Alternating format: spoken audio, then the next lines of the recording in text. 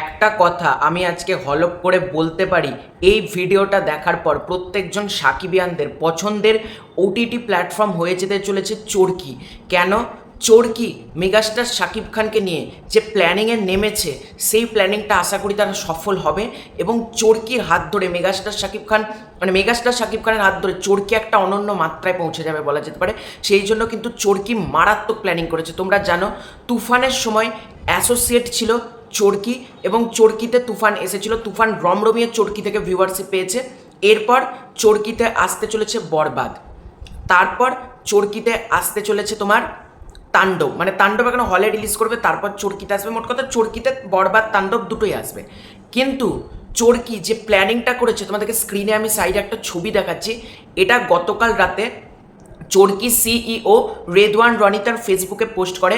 এখানে তোমরা দেখতে পাচ্ছ রেদওয়ান রনি, অনিন্দ ব্যানার্জি, এছাড়াও শাহারিন আক্তার সুমি এবং আজিম হারুন, এই চারজনকে তোমরা দেখতে পাচ্ছ। এবং উপরে দেখো ভালো করে ক্যাপশনে লেখা আছে চরকি এক্স রিয়েল এনার্জি প্রোডাকশন। এবার এটা দেখে দেখলাম অনেকে ভিডিও করেছে চরকি রিয়েল এনার্জি প্রোডাকশন মিলে 50 কোটি বাজেটের ছবি তৈরি করবে, এই করবে সেই করবে। দেখো আমি যেটা জানতে পারলাম সেটা বলছি।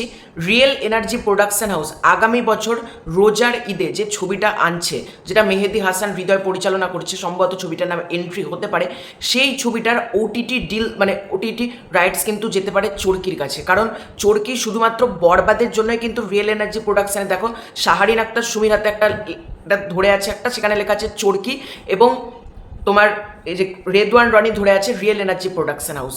এই কোলাবোরেশনটা কিন্তু ম্যাসিভ কোলাবোরেশন, ঠিক আছে, গ্রেট কোলাবোরেশন। এটা কিন্তু শুধুমাত্র বরবাদের জন্য চরকি রিয়েল এনার্জি প্রোডাকশন এক হয়েছে এরকম কিন্তু না। শোনা যাচ্ছে রিয়েল এনার্জি প্রোডাকশন হাউসের সাথে চরকি একটা ডিলিং করে নিয়েছে যে রিয়েল এনার্জি প্রোডাকশন হাউসের ব্যানারে নির্মিত যতগুলো ছবি তৈরি হবে সব ছবিরই নাকি ওটিটি রাইটস চরকিতে যেতে যাচ্ছে, এরকমই কিন্তু আমার কাছে আপডেট এসেছে। এবং এছাড়াও চরকি এসভিএফ আলফায় মিলে তো মেগাস্টারকে নিয়ে ছবি বানাচ্ছে। সুতরাং বুঝতে পারছো মেগাস্টার শাকিব খানের হাত ধরে চরকি ওটিটি প্ল্যাটফর্মটা আজকে কোথায় যেতে চলেছে। এবং আমি নিশ্চিত প্রত্যেকজন সাকিবিয়ানদের কিন্তু এবার পছন্দের ওটিটি প্ল্যাটফর্ম হয়ে যাবে চরকি। কারণ কোনো ওটিটি প্ল্যাটফর্ম কিন্তু এর আগে মেগাস্টার শাকিব খানকে নিয়ে এত বড় ম্যাগনামোপাস প্ল্যান কিন্তু ভাবেনি, যেটা কিন্তু চরকি ভেবেছে। তো আমি চরকির কাছে প্রচণ্ড হ্যাপি বলা যেতে পারে চরকির কাছে, এবং চরকিকে থ্যাংক ইউ জানাবো।